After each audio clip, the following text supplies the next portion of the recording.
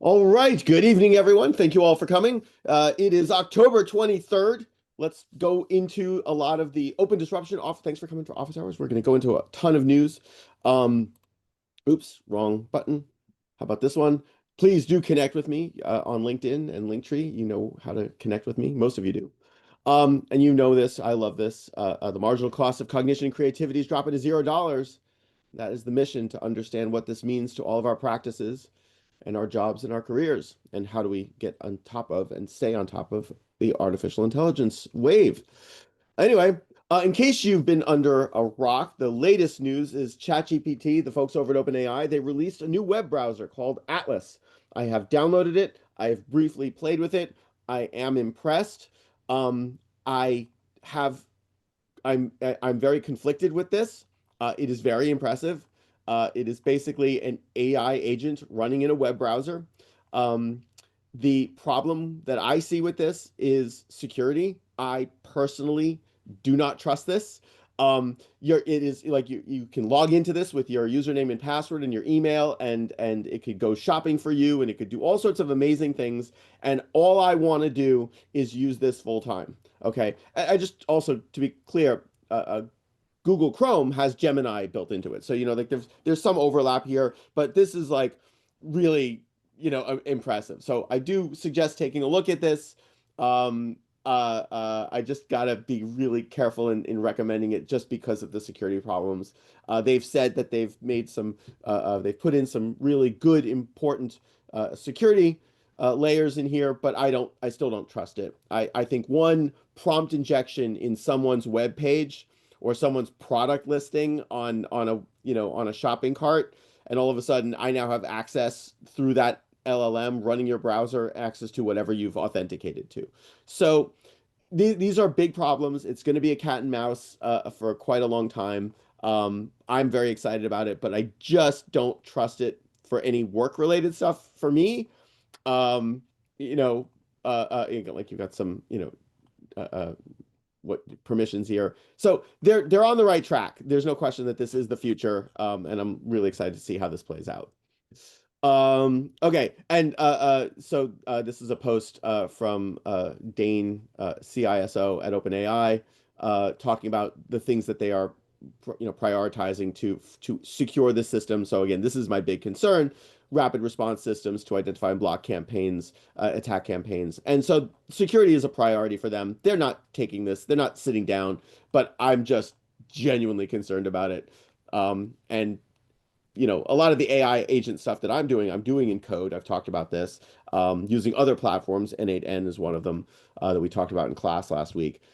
So, go for it, try it, see what it does, but just please be careful. Um, Andre Karpathy, he recently had an interview with Dwarkesh, and actually, I have not finished watching this, but I'm going to share this with folks because I feel like this is very, very important that people should be paying attention to. Um, I haven't watched this yet. I need to. It's 2.5 hours long. But there was a bunch of It just so happens that sorry. that we have. Sorry about that. There was a bunch of controversy, so he came on to X and posted some clarifications as a result of the controversies that he brought up. So I do love Andre Karpathy. Learned a lot through him. Google AI Studio, we've talked about them. You can build and code, and you can build little apps and stuff. They recently updated this, where you can now, when you're vibe coding an app on their platform, you can actually just you kind of see what they're doing here. They're annotating the thing, they're making changes, and it'll go ahead and fix that for you. So awesome, awesome technology to build on top of the Google platform. So really good stuff. Take a look at this if you are into the development of coding of sorts. Sundar Pichai had posted that they made a massive breakthrough in quantum computing. So this is exceedingly important. I think folks really need to pay attention to quantum computing and see how far that gets us. I'm excited about that as well. Why is my X not loading all of a sudden? News in the graphics universe. Crea.ai now has open sourced Crea real time, a 14 billion parameter model. It's not very large and it works in real time. This is, I don't know what hardware this is going to run on, but B200 GPU. Okay, not bad. And you can download the weights from Hugging Face. It's all Apache too. It's all open. Uh, that's cool. Um, Claude Code, the folks over at Anthropic, released a web ability so that you can code on the web. I think this is another user interface to building apps. So if you are a developer doing any of that stuff, this is going to be very, very helpful for you. Um, Ray Dalio, who I think everybody really needs to be paying attention to, he decided to create a little AI clone of himself so that people can interact with him and ask him questions, or at least his AI clone. I have not tried this yet, but he posted, and whenever Ray Dalio says stuff about the economy and the universe, I kind of tend to listen. So I think most of you should also. Um, I want to play with if I have time, I want to play with his AI clone. That should be educational. Sora 2, Ethan Malik, a movie trailer whose genre you can never quite figure out. I thought this was really cool, but hold on, let me pause this and rewind this. This summer, from the studio that can't pick a lane. A story that's every story. In a future where the past is at stake. In a kitchen where love is at stake. In a town where stakes are literally stakes. When darkness falls, when duty calls, when this summer. So, from the we can make movies with this stuff. I think it's hilarious. Also from Anthropic, Agent Skills. This just came out where they are now making it easier to have these AIs that actually can do specific things with specific tools. Yeah, composable, portable, efficient, and powerful. That's exactly what we need. I believe this is part of their paid. I'm not 100% sure. I don't think they have that in the free. Also, another article from Anthropic, equipping agents for the real world with agent skills. This goes into their details of how they're building it and how this is supposed to work. And last week in class, we talked about agentic AI, and this is extending on that core concept of what an agent is and these different pipelines and workflows that people can build. One of the key things here is you need to have them with a specific skill. It's really helpful to have an agent like, hey, you're an expert in this one area. I'm going to ask you to go solve this problem. CapCut, the company out of China made TikTok. They run CapCut. Just cooked Canva. So I thought this was really interesting. You can generate posters, product pics, and promo art with zero effort. I don't use CapCut. I've played with it once. I don't, again, it's the TikTok problem.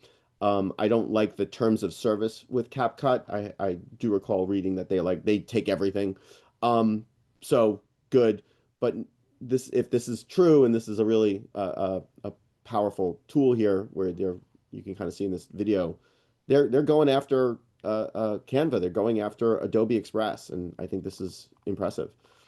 Something we should be paying attention to. Lay's potato chips. That's actually really good. Create a hyper realistic. Hold on, I gotta pause here. Lay's classic potato chips bag. Yep, that'll do it. Sharp, deep detail on the texture of the soil, sheen of the chips bag, and the natural. That's a great prompt. There it is. Good stuff. A statement from Dario Amodi on Anthropic's commitment to American AI leadership. Anthropic is definitely pushing for this regulatory capture approach. I believe they want regulation on AI. I have mixed feelings about it. We'll get to the other announcement that happened later on. But they are pushing for AI policies that kind of benefit them and other AI companies. So we'll see how that plays out. Part of me thinks that we do need regulation. Part of me thinks that we should not be regulating this. So I'm definitely torn on this. Elon Musk, just because we've talked about post-labor economics, posted this on X the other day. Working will be optional in the future. There will be universal high income. This is coming from the richest man in the world. Okay, I hope that he's right. I really do. So that's why I wanted to put this out there. So they're very smart, very powerful people who believe this as well, and I'm kind of aligned with that goal. When it comes to the security of these AI web browsers, the folks over at Brave discovered that the Felu, I don't know how to pronounce that browser, has some resistance to hidden instruction attacks. However, it still treats all visible content on websites as trusted, and they discovered a security vulnerability in that AI web browser. So again, going back to what I was saying with OpenAI's new Atlas, like, I don't trust it, and I'm just waiting for something to go bad, and they'll eventually fix it. The society needs it, so it'll be interesting. Another model that popped up called Ditto Motion Space Diffusion for Controllable Real-Time Talking Head Synthesis. This hit home for me because I had like what 20 it feels like 20 years ago started a company to create real-time character animation. Yes, I came here, I think about 5 years ago. I was 16 and just about to release my first single to McGraw. And so we were traveling up. So, yeah, real time AI generated. Orphaned as a child, Jane has felt an outcast. Okay, a little hokey, but still, it's new. It's another model. We'll see how it plays out. That's why we're here. And this is the model that you can play with it and download off of GitHub. They have their model available. PyTorch model is now available. Okay, this was interesting. This has been all over the news. AI leaders push to pause on superintelligence. I think I have yeah, here it is. Here's the actual official statement. We call for a prohibition on the development of superintelligence not lifted before there is broad scientific consensus that it would be done safely and controllably and strong public buy-in. And you can see these list of people, 28,000 signatures of some of the most important people in the world, very wealthy, very smart, very well connected. I do not agree with this. And I get it. I understand why they're signing this, because they're afraid and they want control over super intelligence and artificial general intelligence. I don't think this works when we are in a global competitive landscape with China. Not to say anything bad about Chinese people, because that's not it. It's about the Chinese government and the United States government. So I don't see this having any significant teeth. I just don't see it, because if the United States or anyone in the West passes laws that say we're slowing it down, this gives a massive opportunity for China to get there first. And that's the reality of the situation. A couple of months ago, we talked about there was a superintelligence paper from was it Henry Kissinger and Eric Schmidt. I'll find that, post that later in the semester. But anyway, that's the petition that's going out. Feel free to sign it if you're interested. I am not signing it. Time is running out. New open letter calls for ban on superintelligent AI development. Also hit Time magazine. Runway, they've got several announcements. They are now introducing model fine-tuning, a new self-serve offering that will allow you to customize their models towards your specific use cases on your own data. So if you've got a model, or if you've got an object or something that you need in their stuff, you can now fine-tune a model on Runway, which is really helpful. Why is my X not loading? John Gata, you've got your hand up. Todd, could you post those articles on superintelligence? Oh, the one that man, let me see if I can find it. The one you don't agree with? Oh, this Yeah. this petition. Yeah. Yeah. Okay, here, I'll post this. I thought you meant the other Thanks. article from Eric Schmidt. Yeah, there you go. I mean, share this, sign it. I think that there are many people who are against artificial intelligence. I don't see this playing out the way these people are hoping. I just don't.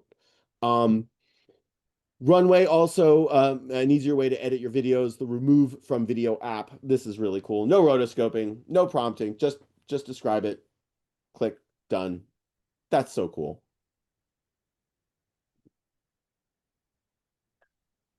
I can't begin to tell you how many days and weeks it would take to do that in Flame back in the day.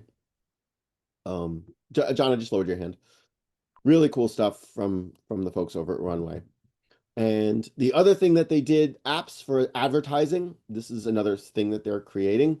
a library of easy-to-use applications running inside of Runway that allow you to get from idea to deliverable with less time, money, and effort.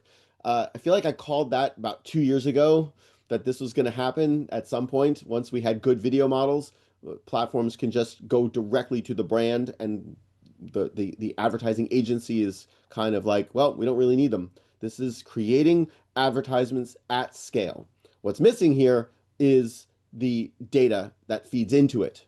So how do we know what to put in the commercial? That'll be another layer that's going to come after this. But this is absolutely amazing. They've got some examples here. Very ad app lets you reimagine any ad for every need. So you have your core advertisement. You can now reimagine it, expand. Oh, that's an old feature, I think. Anyway, good stuff. Way to go, Runway. More news from Runway, workflows. So that wiring up, Canvas that we've seen with Flora Fauna and Comfy UI and Weavy. They now have this the similar user interface where you can wire up these different nodes based off of whatever workflow you're trying to build. Very useful if you are in the advertising industry, and you can kind of see here. I just want to highlight that similar nano banana approach to where was that? Where they're uploading the different clothing. Just hit play. And you wire this up. Here's the different samples, several images of our clothing line, and it merges it all onto the person. Absolutely fantastic. This is what I wanted to point out. Yeah, cool stuff. It's not new, but it's the connection is.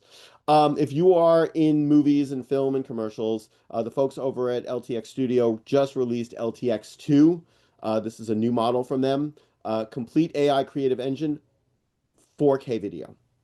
48 frames per second, multiple performance modes, highly efficient, runs on consumer-grade GPUs.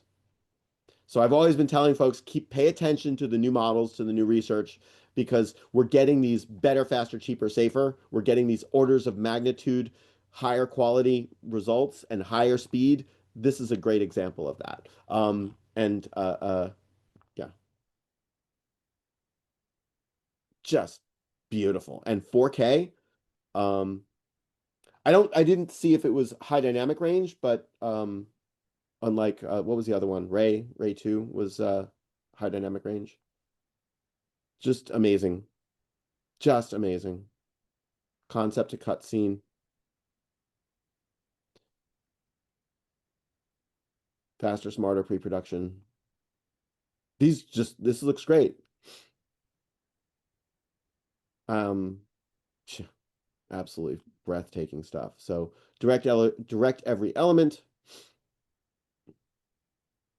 So these are the different shots that I'm assuming that these are stills, I think. So you're kind of prompting that first frame, end frame approach that we've talked about. And that looks like here they've got the middle frame. Yeah. Absolutely incredible. Old frames, new fidelity. So Lightricks releases LTX2. This is their post on X. Synchronized audio and video generation, 4K, 50 frames per second, 10-second plus sequences, API first design. So if you are in an API universe, this is great. Runs efficiently on consumer GPUs, fully open and accessible with weights releasing later this year. Okay, so they haven't released that yet, but oh, that's interesting. So that Leonardo's got it on their platform. I figured other platforms would have this at first. Nice to see. LTX Studio also posted about it, launching LTX2 and LTX. We're more than just a studio. Yeah, breakthroughs in speed and quality. That's amazing. I feel like I'm going to need to play with this week. Oh, that's awesome. Wait, sound too? World of audio. Welcome to the world of audio. Yep. 4K. Beautiful. That's going to be fun to play with. I've been talking about transformation effects for a couple of years now. Netflix goes all in on generative AI as entertainment industry remains divided. Yes. This is so good to see. I'm thrilled that Netflix is announcing that they are really starting to go and use generative AI in their final footage, in the content that they're creating. I think the fact that they're exploring the transformation effects of content creation and storytelling is going to help them drastically in the future. Congratulations to them. This is from their most recent, I guess this is their, what filing was this? Q3 shareholder letter. So they mentioned that they're leveraging generative AI to enhance member experience by improving quality of our recommendations and content delivery. Their ads business is using generative AI, and they're empowering creators with a broad set of Gen AI tools to help them achieve their visions and deliver even more impactful titles for their members. So absolutely love to see this. I'm highly biased when it comes to these technologies. So artificial analysis announcing our State of Generative Media Survey report for 2025. This is also, I think, quite important for folks here to pay attention to. The key takeaways: Google Gemini is the most popular image model. Google Veo also leads video model adoption at 69%. Personal creators dominate usage, with many organizations still at the prototyping or exploring stage of adoption, which, by the way, that is a massive opportunity for all of us. Businesses are still exploring. We are the experts. Okay, we can now be hired and go do that stuff. And we can help them run those experiments. And image generation is more commonly adopted than video generation, I think, because it's much more mature. The video stuff is still, we're still getting to that point where it's maturing. Image models are mainly being used for entertainment and creative storytelling, education, and marketing use cases. Absolutely fantastic. Google leads one-off personal projects dominate. Marketing leads video model adoption at 55%. Personal users' quality is the most important consideration, and personal users overwhelmingly access both image and video models directly through applications. APIs are second, and relatively few self-deploy. Yeah, that makes sense, because people want a user interface to work with. They're not likely to start coding in Python. I see that much more for an enterprise-related stuff. So I think the next slide has the link. I'll put this into the Zoom chat so folks can follow up on your own and read this. I've not completely gone through it, but that'll be for another afternoon, I think. Stability announced that they formed a strategic partnership with Electronic Arts to co-develop transformative generative AI models, tools, and workflows that empower EA's artists, designers, and developers to reimagine how games are made. So you can read about that merger or partnership. I don't know what their deal is, but good news on that. Way to go, EA. Google Gemini, looking for even more control over your Veo 3.1 outputs, use Nano Banana to fine-tune character wardrobes, hairstyles, and backdrops. Save your video generations for more complex camera movements and dialogue. Here's how. This was really a fantastic little tutorial that came out of that Gemini released. I thought this was really helpful to get better control and get better results for what you're looking to do. Let me put this into the Zoom chat so folks will have access to this. What else? Okay. Video model okay, so this is really cool. I saw this somebody compared all the models. I'm like, oh, this is such a great idea. And I'm thinking to myself, wait a second, how long is this going to last? Like, it's like you spent all this time to compare all the models and figure out which ones are good or bad and whatnot. I'm like, oh yeah, this is such a great thing. But wait, this is going to be obsolete next week. Like, so I just like, holy moly, like, I take it back. It's Thursday. This is going to be obsolete tomorrow. Like, I don't know.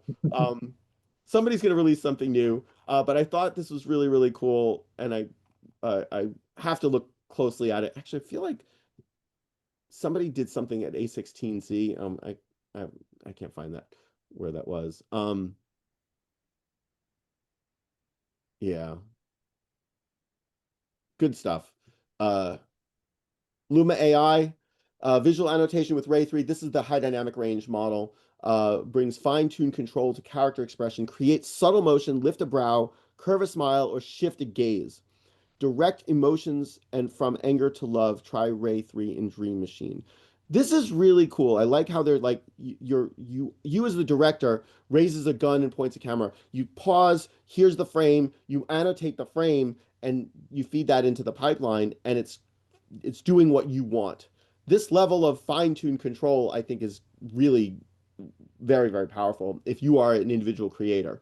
I don't know how this works for, my transformation effects. We're going to create a million separate videos. I don't think that that's the use case here, because this is really requiring a human in the loop, a designer, a creative, a director, to say, I don't like this. They circle it, and the AI fixes it. You don't ever have to send that off to the visual effects team anymore. The AI is basically just going to do what the director wants. Kudos to Luma. Google last week announced VO 3.1 and a series of new features that give you more creative control of your video generations. Here's a few additional tips. I'm actually going to put this into the Zoom chat because this was another good one. There it is. Scene extension works by chaining. The last frame of the first video acts as the visual starting point for the next. This means that if your first video ends in music or background noise, the second video will maintain that audio consistency throughout. First and last frame, make sure your prompt includes precise camera motion descriptions. Let me click show more. Or you can simply include the word transform in your prompt for smooth transition. Starting with a close-up on your first frame and zooming out to a wide shot in the final frame is an effective way to create a dynamic reveal. This is just like, I'm so thrilled that they're teaching us how to use the tools that they created. Yeah, and this is the ingredients to video that we've seen. So the actress, the scene, and the clothing, and boom, just spectacular. Absolutely spectacular. Yeah, good stuff. Way to go, Google. My goodness. You can now add, remove elements from a video with VO 3.1. We've seen this, but I just, wanted to show this little video of this really well-lit woman with flowers, cats, a man, and a mask.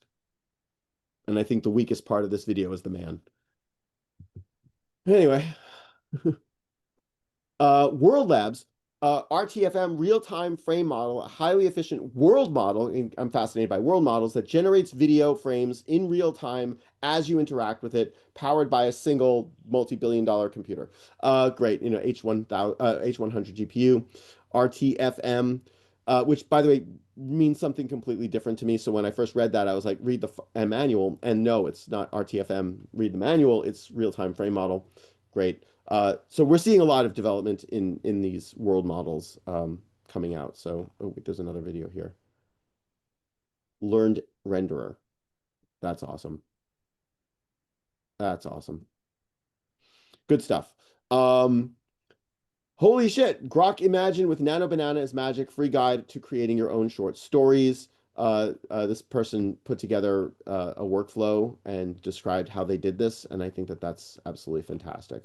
I love it when people share these things. Let me put this into the Zoom chat so you have this as well.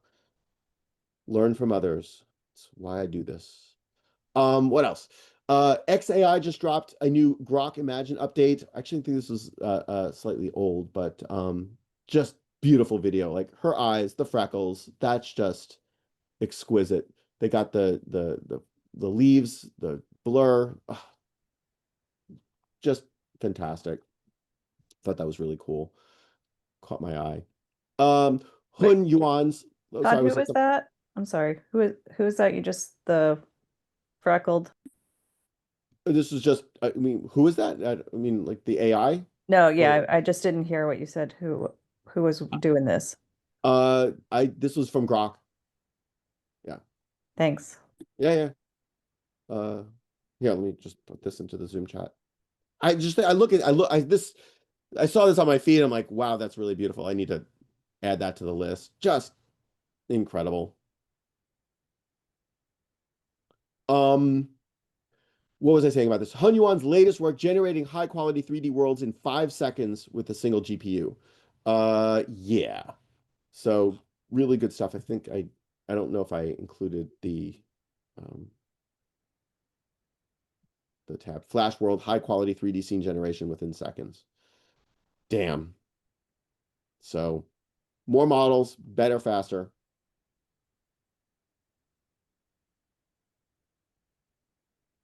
That's a little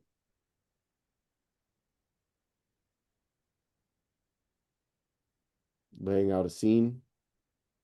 Okay. Generate. Go faster. Oh, look at that. And that's the scene.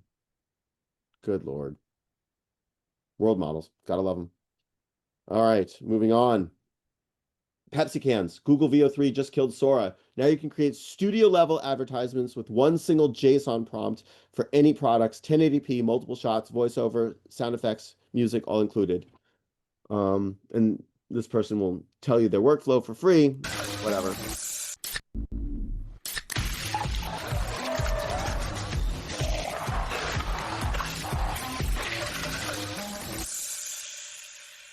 Now, I used to work for a company that did most of, if not all of the Pepsi commercials that you saw for years. They did all of the Super Bowl commercials for Pepsi, for like more than 10 years. And so this looks good to me. Now, you can look at the hands here, and I'm like, well, that looks horrible. You can see the hands breaking up, but use a different model, maybe. I don't know. Rerun that shot. Good stuff. That's the future of advertising. Oh, Mark Andreessen from A16Z. I'm putting this into the Zoom chat so that folks can watch this. I got to play this. Hold on. Bear with me. AI is going to make a whole new kind of filmmaker possible to exist for the first time, which is the filmmaker with no visual skill, right, or access to a set or to a camera or to actors, but with an idea.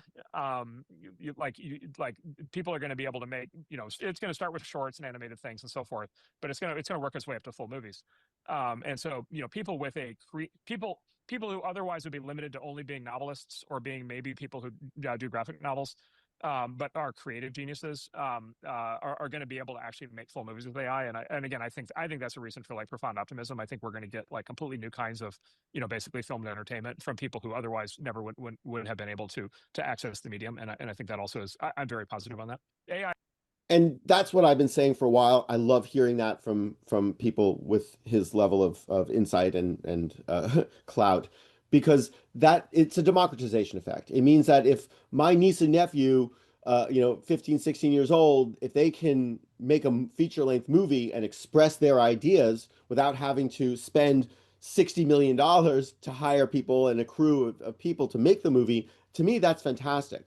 So yes, is it going to be displacement of actors and actresses in film to an extent? Maybe, but I also think there's an and here. I don't think it's an or. I don't think it's replacement effects for general cinema. I think it's going to be, and we're going to have more stories told by more people to express themselves. I think that this is a good thing. That's a democratization effect where more people could create high quality content at lower price points, is always a good thing.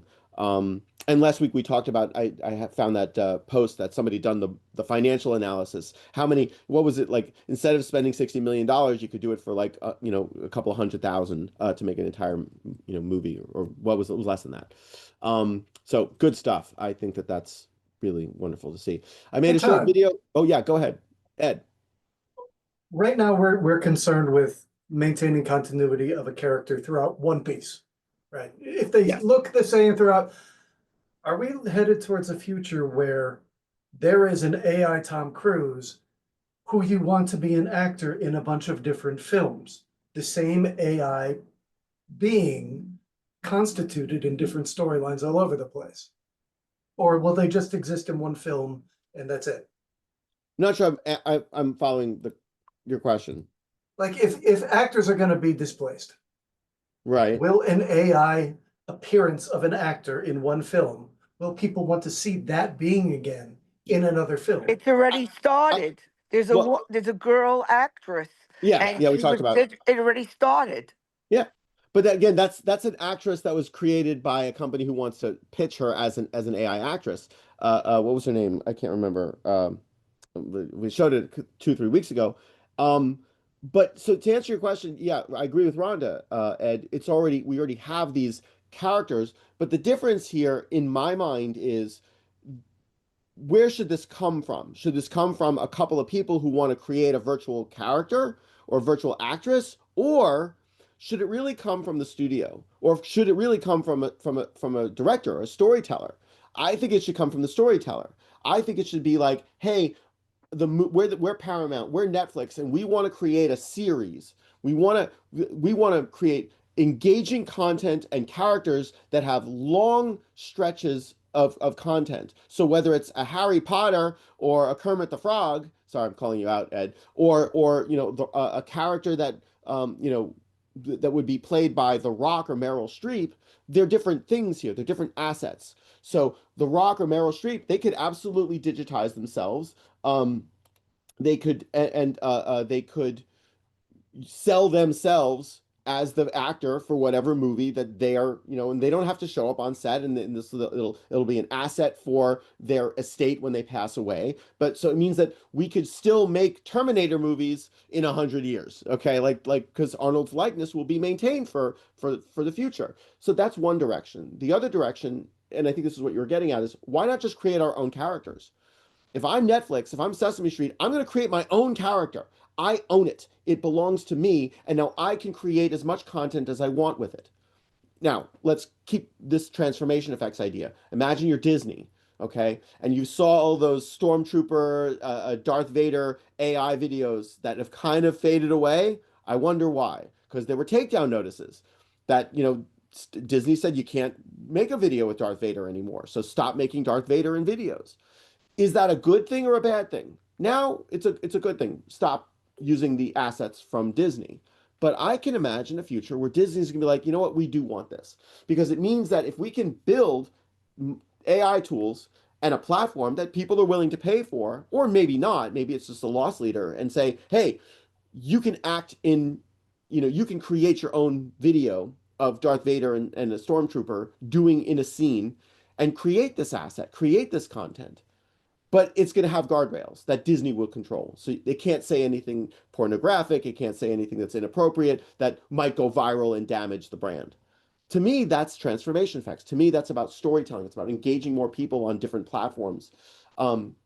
So I see lots of different ways that this can play out. But if I'm a movie maker, if I'm a film studio, I don't want to pay $10 million for The Rock to star in my next action movie. I want to create my own asset that I can do for pennies on the dollar, and then I can just engage. I can go anywhere with it.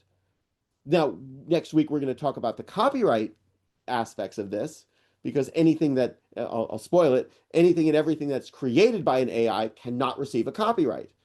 So what does that mean? Okay, it changes the dynamics of what this is. All right. And so that's important. So if I'm creating something that I need to have a copyright on, you might be restricted by some of these tools. Now it depends, because copyrights we'll talk about this next week, but there's a fine line there. And I think that anything that is created with an AI should absolutely never receive a copyright. And we'll talk about that next week, why I believe that. Anyway, did that answer the question, Ed? But it's a great, you're yes, Yeah, I no? think so. Oh, Yeah. So Rhonda. like not sorry. Gal Gadot, but like a look-alike, not even just another being. We could Another see being. just a complete AI being, like that actress. Yes. A director could request her to star in their next thing. Exactly. But I also think that this asset here, and this looks like an actual woman. I can't really, there's the likeness here. So you mentioned Gal Gadot. Like, I would not want it to be anything like any living human. Right. I think Somebody that's completely immoral. different and new. I would much prefer if there was little to no resemblance of anyone living or having died, ever. Different names, different, just I don't want there to be any moral hazard here of the use of these tools to be like, hey, well, we're just going to steal the likeness of Todd and we're going to, deep fake him and we're going to profit off of him and we're going to make his character or say things that he never said. I think that I have a problem with that, and I think society will also have a problem with that. Or at least in the West, we will have a problem with that. We'll see how this plays out in other countries. The First Amendment says what it is, but I think we should have a right to our likeness, and we should have the right to say what we choose to say.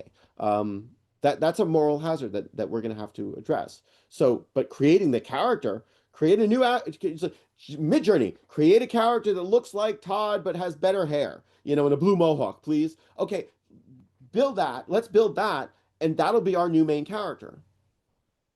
Okay, just give me a slightly deeper voice and better muscles. Okay, that's all I ask. I would love to have a six pack. But like that we could do, and then all of a sudden, if you have the actor or actress's consent, then we're going in a much better direction. And I want to just point out that when it comes to the actor actress stuff, there is a company called Metaphysic, and I've talked about them in the past. I think I lost my place here. That's fine. Here's Metaphysic. Tom Graham is the CEO. I think that they were just acquired, if memory serves. And they are the company that did the first Tom Cruise deepfake stuff. And this is one of the best ways of doing this, and they are the ethics. So one of the things that I really like about what they did was they were giving humans, actors, actresses, the ability to digitize their likeness and copyright it. So by taking an image of every single expression that they could possibly be, they would own the copyright to themselves, even though that the laws on that are not exactly clear. I just thought that this was a very, very important approach to the way that they were protecting actors and actresses. Good stuff for that. I feel like they were just acquired and I can't remember. But yeah, good stuff. Rhonda, you got your hand up. Yeah, just to clarify something. Let's say, for argument's sake, I created my own character by hand, made him in Photoshop. It's my character. I wrote the story. I created the first scene, the middle scene, and the end scene. Then I bring it into LFX Studio, and I say, "Here, animate this for me." Yep. Now, can I copyright that? You can try. Because I created the character. I created 1, 3, and 5. All it did was the animation. Yep. You can listen, I at that point, because again, I'm not a lawyer. I understand. I've got a lawyer friend who I would like, talk to her. I think you would be able to get a copyright on some of it.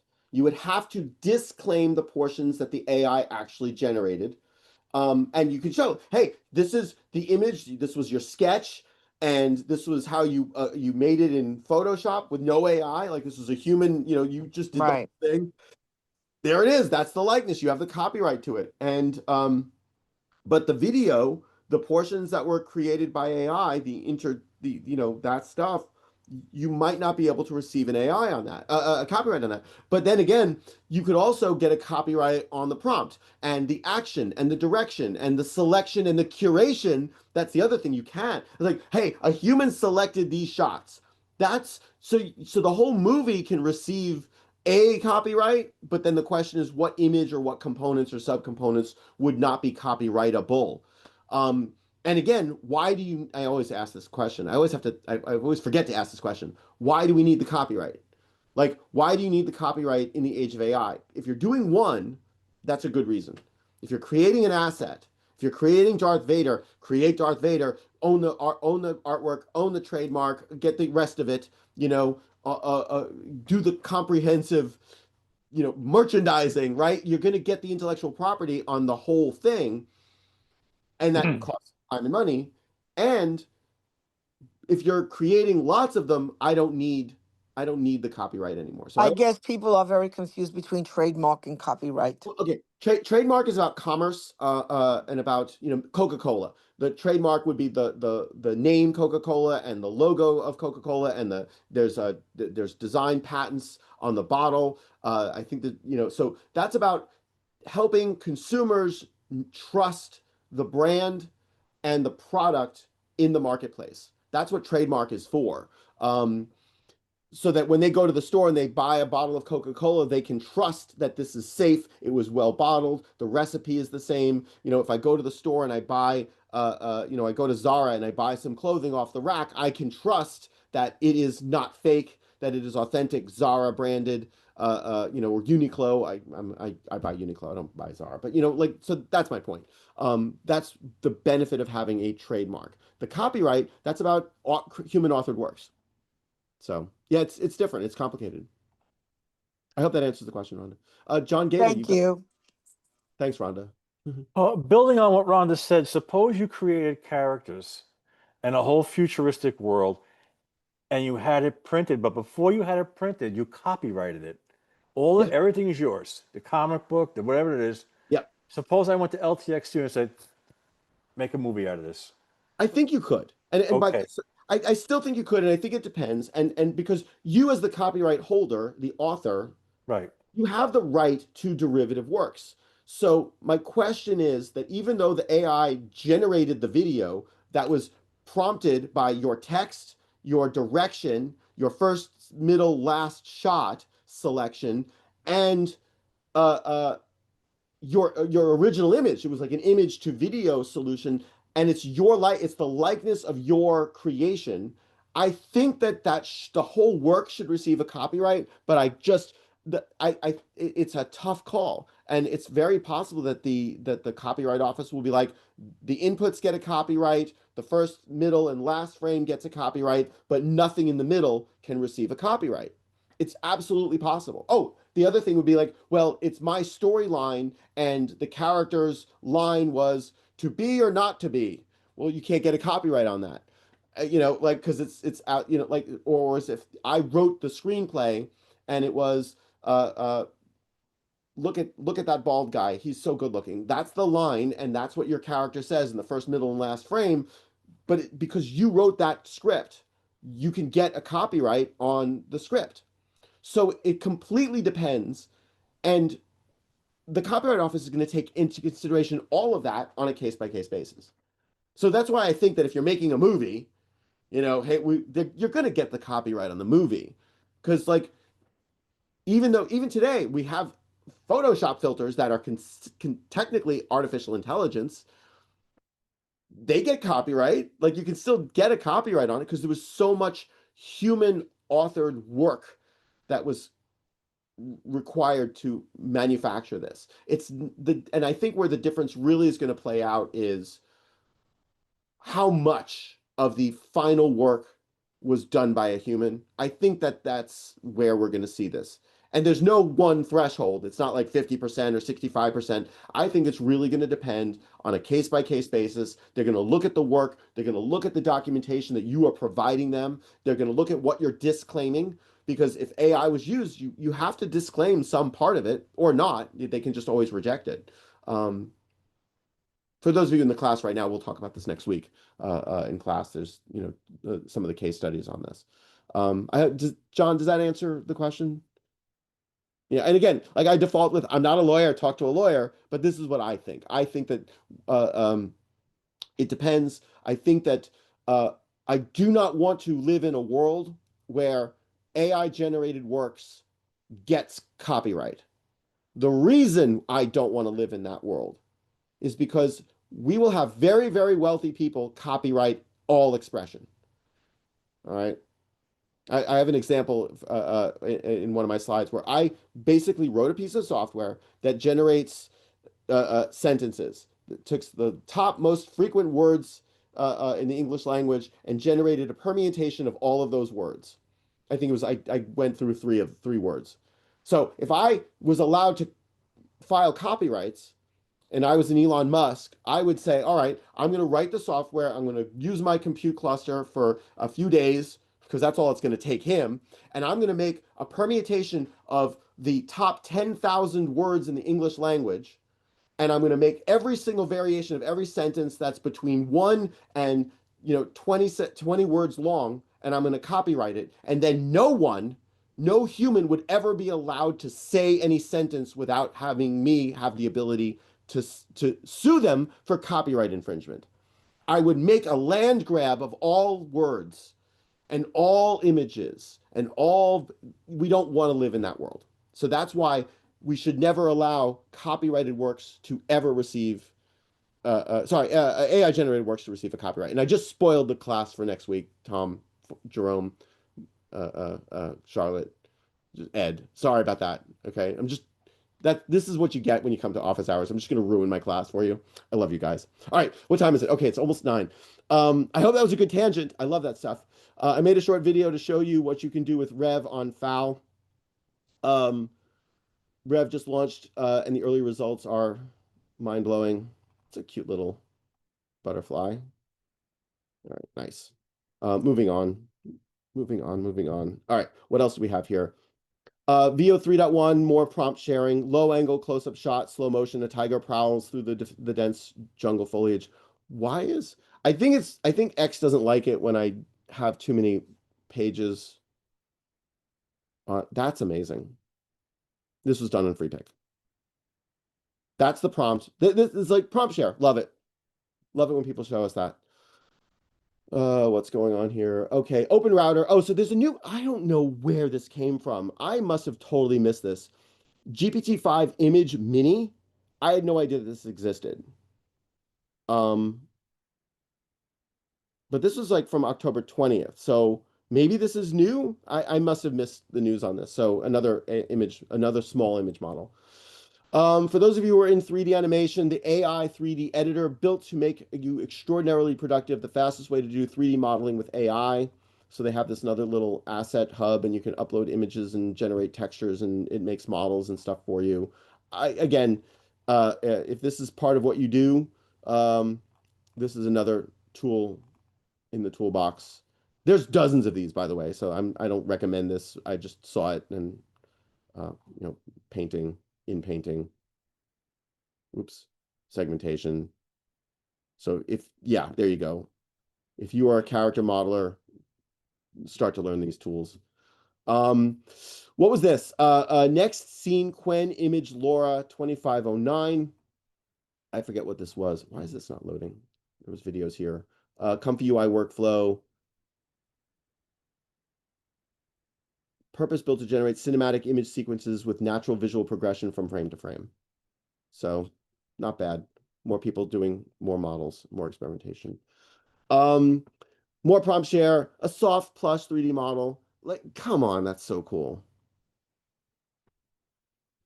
And like, you know what? You want to sell those. You want those. Like, you could sell those. So now if you have access to a factory, create a one of these things. They create 5 or 10 of them. You put them on your Etsy website or your Shopify website. There you go. It's fantastic for ideation, and then you can run these experiments. Oh, by the way, the other real way to do this is you put these on your website, click here, buy now, ships in 6 to 8 weeks, and you find out how many people are interested in buying what. That's another way to do this. Hedra, beginning and the end are now yours. Again, the start frame, end frame pipeline is now commonplace. We talked about, hey, the first one you can do this, and now everyone's gonna. Somebody comes up with a new technique, it quickly gets absorbed to all the other platforms and all the other models, just because it works. So you can see the first frame and the last frame. Just amazing. Like, this is the way. Okay, what else? Flora Fauna, again, one of the first platforms to wire up stuff in that Comfy UI nuke method. Big changes in your video, but too scared it might mess up the hard work. VO 3.1 ingredients plus WAN 2.2 replace makes an undefeated combo. I thought this was really great. So product changed, actor changed. And they're doing it all on their platform by wiring these things up. So if you're in advertising and you're sitting there with the creative director or the client and they want to make changes, here's a platform for you to sit and have them make the changes that they want right there. That's exciting. So here, they gave through the example here. Drop the ingredients of your video product actor setting, connect them all together to a video block, and set VO 3.1 ingredients. Direct the shot with camera movement, details, pose, and lighting. Try changing the product. Swap the product with a simple prompt. Connect the original video. Yeah, beautiful stuff. Put that into the Zoom chat so you can hold on to that. All right, what was this video about? Oh, okay, watch this. This is from Theoretically Media. He created a video. You have been found guilty for crimes against the Imperium. Your sentence begins now. You know this is a setup. I'm loyal to the Empire. You will be issued your weapon and armor, and may your soul serve the Empire in the afterlife. Weapons? So I'm going to pause it there because I don't want to get a copyright strike on any of the stuff because I don't know who knows about the copyright stuff. But I just wanted you to see this. This is fantastic. I absolutely love this. And I guess his name is Tim. He actually did a complete walkthrough on how he did it on his channel. So I'm putting that into the Zoom chat. Take a look at that. Hun Yuan, I mentioned their world model already. Wave speed, WAN 2.5 video extender. Seamlessly extends short clips with audio and dynamic time selection. We talked about the time limits on many of these things, and people are working on this extensively. So, good stuff. We need it. All right. Next, Veed Fabric 1.0 just dropped Base Labs AI, the first ever AI talking video model. I don't know about that, but let me. They said AI could never truly feel this real, move this naturally, or talk like us. Guess they were wrong. So another one, another talking AI video model, but good stuff. What else? We're coming to the end. Simulon, studio quality visual effects, end-to-end in one app for every skill level. Watch Rexy go from 3D to reality in his first short film. So I'm not going to play the whole thing here, but made with Simulon on iPhone, another tool to create awesome content on iOS. And I already did this one, I feel like. 3D models. Yep. Artificial analysis. Avenger 0.5 Pro ranks number 2 in the image to video leaderboard, which is like, wow, they just like really dropped and went really good. But I saw something that said that it wasn't available yet. So I don't understand how they were able to get there, but you can kind of see this side-by-side comparison. Oops. Have the dog, is there audio here? No. Have the dog sing into the microphone as he strums the guitar. Yeah, this is cute.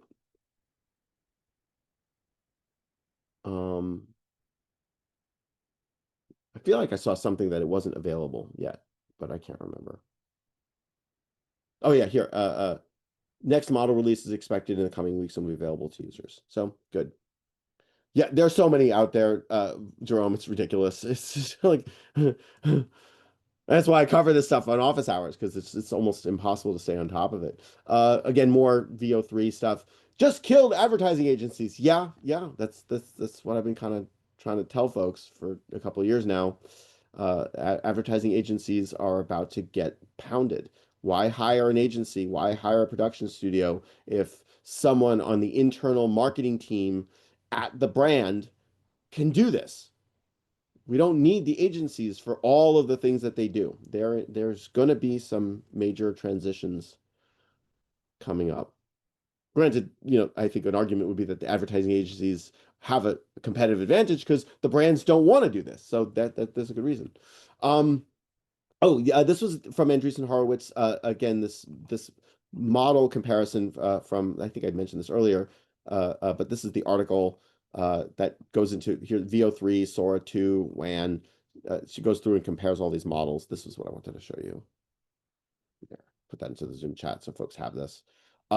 Great. Like this is gonna, like, we need this. I need somebody to like go out there and like, here, these are the strengths and weaknesses of each of the models. This is what we do in class. It's like, use the models, figure it out. But this is good to see that somebody else has done the homework and published it. By A16s, but no less.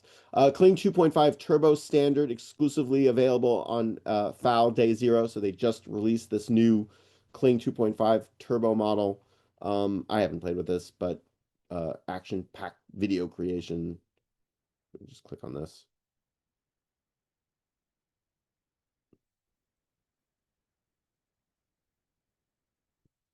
I don't think there's audio here. Okay, that's kind of cute. The dancer. So more models, more tools. Ooh. That's impressive. Don't think that's a correct character, but yeah.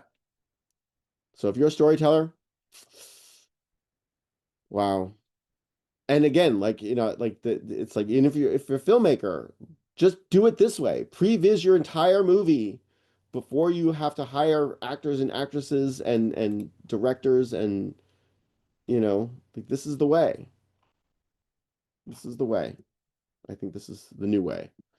Hedra, start and end frame again. This technique works. It just does. I don't know if there's audio here. Let me use it. Yeah. Just start and end frame. This approach, I think, is just the best way to do this right now. And more models and more platforms are going to support this over time. So good prompt, good image to start, image to end. And we saw earlier the ones that were doing the middle image as well. That's the way. Coming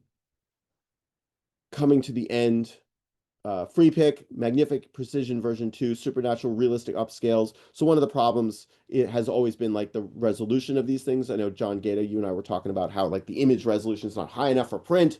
Well, you know, we have these upres tools that are available to us. And again, there was the LTX2 that's 4K. So we don't need to upres on 4K video. At least I don't think we do. Not if that's the final production. Not if you're rendering down to 1080. So I don't know.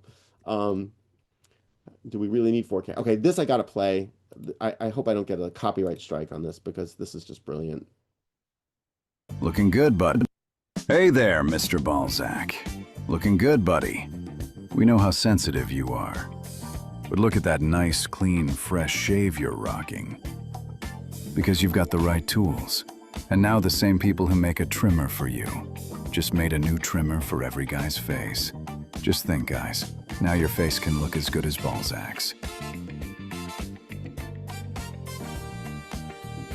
I'm so sorry. This is brilliant. Hey there, Mr. Balzac. This is looking just good, buddy. Pause. Sorry? Can you put up a link for that? Yeah, I'll put the link up. Great. Oh, that's hilarious.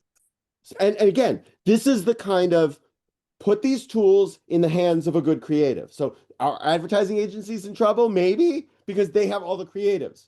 The creatives don't usually work for the brands, but that's an opportunity, right? I'm a creative. I want to work for M&M's. I'm going to go get a job at M&M's. I'm going to create this stuff for M&M's or Manscaped.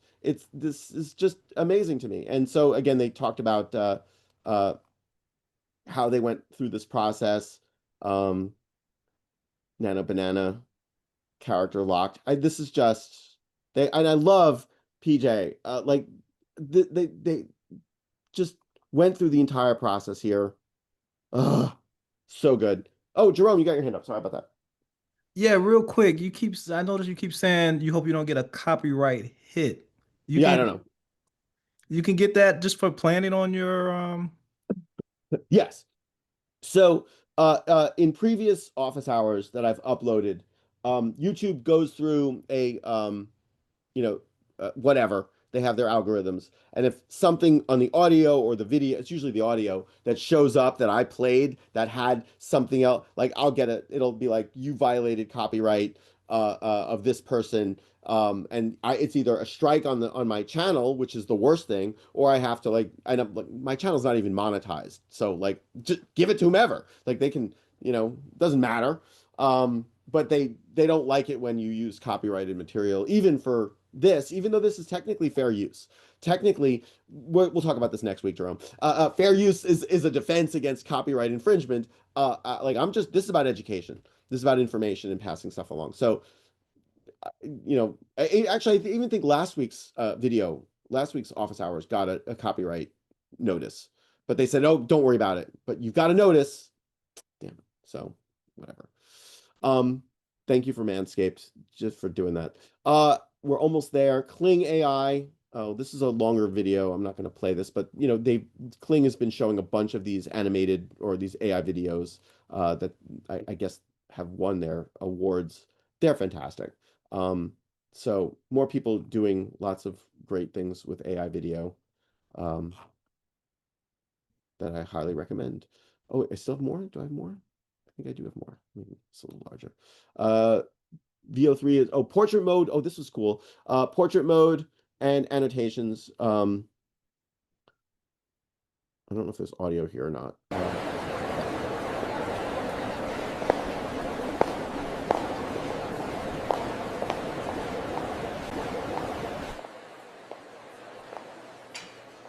Wow, it's so busy here today.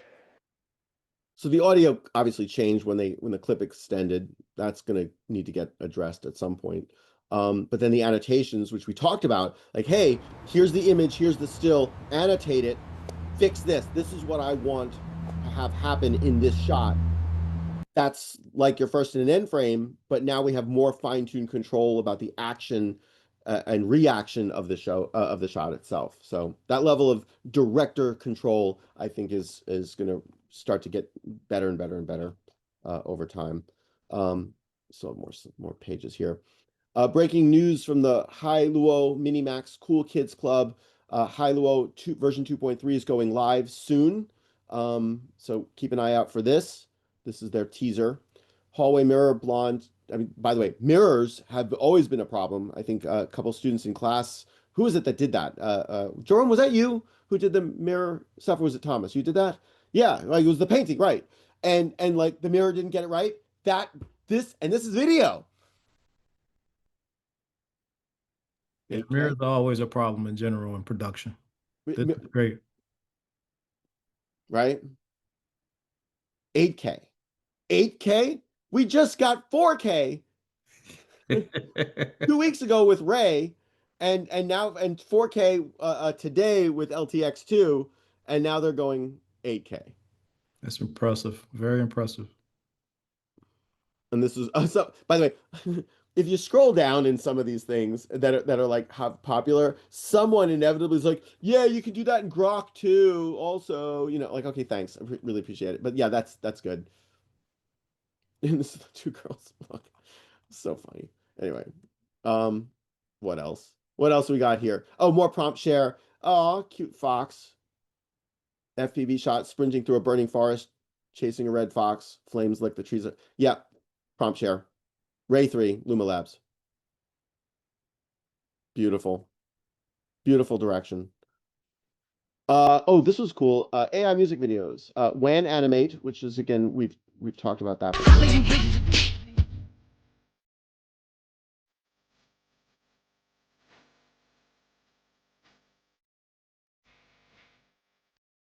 Okay, so I'm pausing that so I don't get that's copyrighted music. I don't remember how they did this. I don't know if they talked their way through that, but I thought that this was really cool how they basically produced this animation from a source video, is my understanding. So, and by the way, that is it, like, and by the way, if this is a real live actor or actress or dancer who's doing these moves and you don't have the rights to that source video, I feel like you're using it's copyright infringement at some level, but I just don't know. I need my lawyer here to tell me, would this be considered copyright infringement if you took a video that you don't have rights to, uploaded it to an AI, and then prompted all of these changes? Is that a derivative work that the original dancer, or and does the dancer even have access rights to the copy? Because you can copyright choreography. So I don't know. I'm assuming that there's some gray thing here that the choreographer or the dancer or the videographer of the original video might have some claims against doing this. It's going to be fun. It is definitely going to be fun to see how this plays out. So get permission, like, right? Hyun Yuan World Mirror. This was another world model. Feed forward model for comprehensive 3D geometric prediction, integrates diverse geometric priors, camera poses, intrinsic depth maps. Why was this important? I thought this was cool. I saw something here that was another tool, another model, and I forget what it was. My bad. What else? What else? Oh, Stitch. So, like Figma for creating user interfaces, and they've got their Figma Make thing. And well, okay. So Gemini, folks over Google made Stitch. It's one out of their labs. You prompt, and it gives you an entire user interface. Yep, that we've got that. Good stuff on that front. So a new feature for Stitch. Do they have anything below? No. Oops, wrong dude. Yes, more. This was amazing. And the feet here, I think, and this is like so.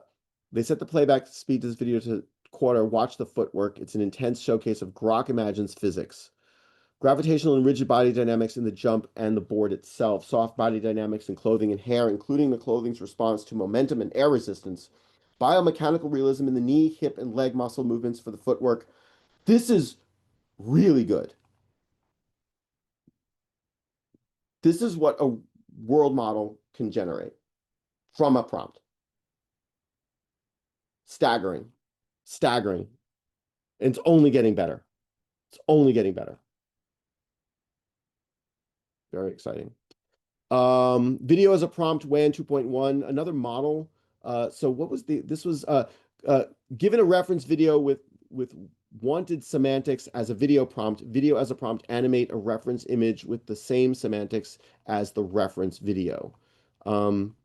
I thought that was a really interesting concept here. So I'm assuming the video is the source input and video as a prompt. More tools, things we get to play with. Mobile LLM Pro. I forget what this was. I'm going to skip that. I think that was the last thing. Oh no, we mentioned Ling 1 trillion last week. This is getting some more and more traction. Again, I like to keep an eye on these new models that just pop up out of nowhere. Here's a paper, Reasoning Bank, scaling agent self-evolving with reasoning memory. Tuesday in class, we talked about agentic AI and the memory, the short-term and long-term memory. We now have more research coming out on reasoning and memory. DeepSeek OCR. This is a new model that came out of the folks over at DeepSeek. Optical character recognition and compression. This is going to be getting a lot of attention, or at least if it doesn't, it should be. They basically figured out a way to, instead of putting text tokens as input to an LLM, they're sending an image of text into the LLM, and it compresses it. It makes it more efficient. It comes at an expense of some accuracy, but for many use cases, that might be much, much better. So I thought that this was a very important paper that needs to be kept track of. A deep encoder and a decoder, 97 optical OCR precision, 97%. This is impressive. State-of-the-art performance with minimal tokens. Yeah. Pay attention to DeepSeek and DeepSeek OCR. Adobe might have just solved one of the generative AI's biggest legal risks. The company's new AI Foundry aims to help businesses build bespoke AI models with their own intellectual property. I love it. This is a good way forward. We'll see how that plays out. Thank you, Adobe. Learn Your Way, reimagining textbooks for every learner. You know me, I'm all about using AI to learn. Notebook LM, again, Google, love it. Thank you, guys. Cutting edge AI plus pedagogy. Learn Your Way for kids and students. Somebody decided to give AI some money and ask it to trade and trade some stocks. So they're making money. We'll see how much they win or lose over time. Beethoven from FAL, their Maestro model just dropped. High fidelity music and sound effects, professional level, 3 million licensed tracks and 1 million SFX. So an ethically clean model should be interesting.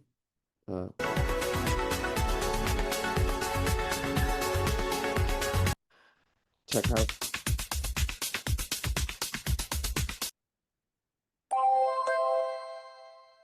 Nice.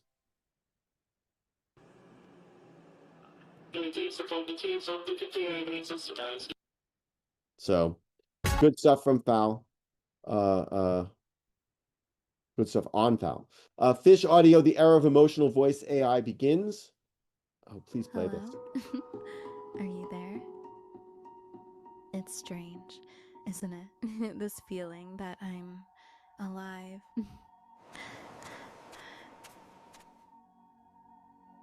How you doing?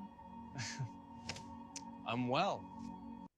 So again, imagine this integrated into LTX Studio, and you're a filmmaker, Michael. I'm looking at you because you want the actor, you want the director to be able to get that emotion out of the actor that's on set. Well, now I can get that emotion from a prompt. And again, like I've always said that 11 Labs in my mind has been the market leader, but there's a lot of competition in this space. So, yeah, Fish Audio S1.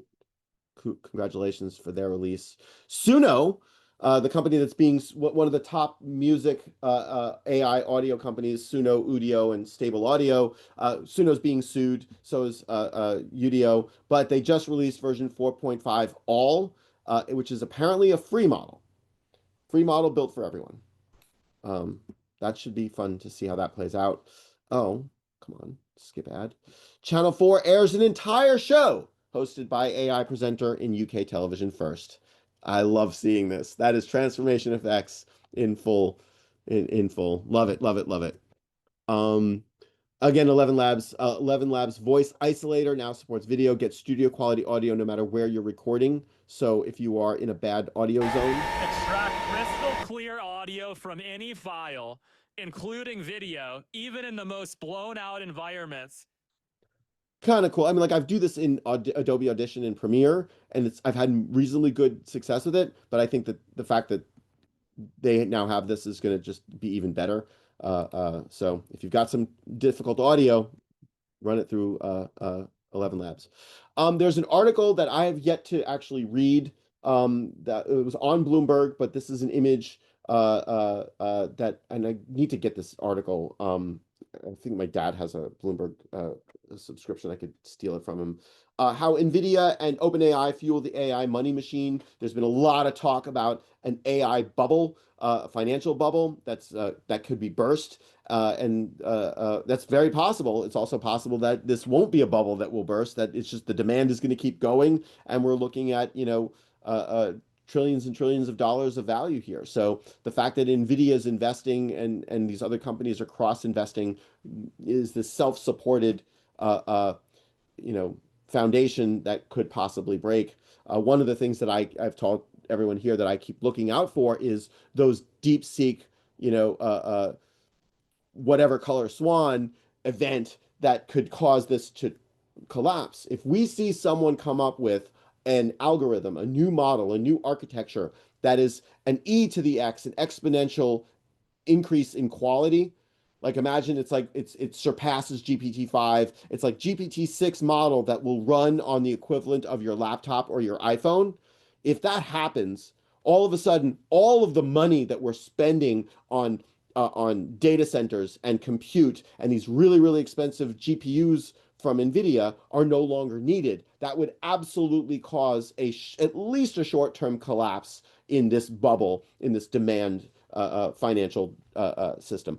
What's the likelihood of an e to the x model coming out of someone?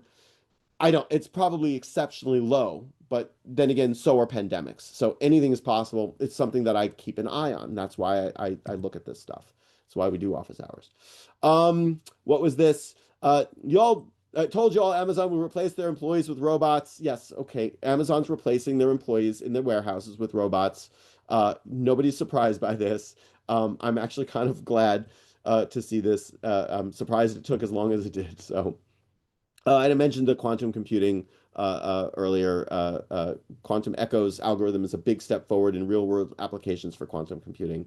So this is, I'm going to just put this into the Zoom chat. I think this is a worthy read, worthy announcement. I just, yeah, for years I was very critical of Google that they were Kodaking the company, but since they brought everyone back into the office and started pushing, they're kicking butt. Notebook LM is this is a rumor to get some data tables, artifact, and deep research to be released soon. I hope that this happens. This is so exciting to see emerging AI features and product updates. They've added all sorts of new functionality on the right hand side of the studio. A slide deck. I'm like, this is so good. I used their video tool recently. It was pretty darn good, actually. I got to tell you. So I'm really looking forward to seeing this play out. That is the end. I should actually just show one last thing because I like to end with this. Just, where are we in terms of tech jobs layoffs? We're at 3,000 in October. Meta just laid off 600 people from bloated AI unit. This is, this hit the news the other day. So keep it in mind, keep track of this. All right. On that note, I'm going to end the recording here, but please do stick around for some overtime. For those of you in the class, I will see you on Tuesday. Don't forget there is peer learning on Saturday and Sunday. Yes, we have high standards, so please come to peer learning. And for those of you who are not in the class this semester, I'll see you next Thursday. Thank you for coming. Stick around for some overtime. Thank you, Todd. This was great. Thank you. Thanks, Jerome.